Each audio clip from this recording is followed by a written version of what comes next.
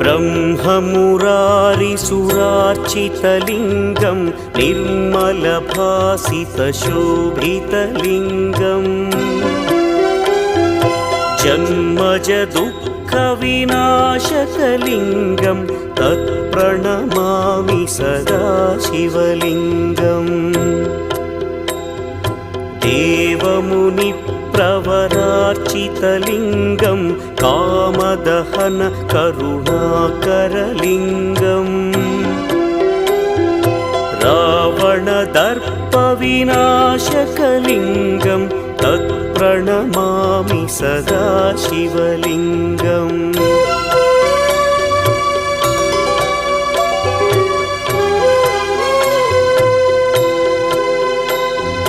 सर्वसुगन्धसुलेपितलिङ्गं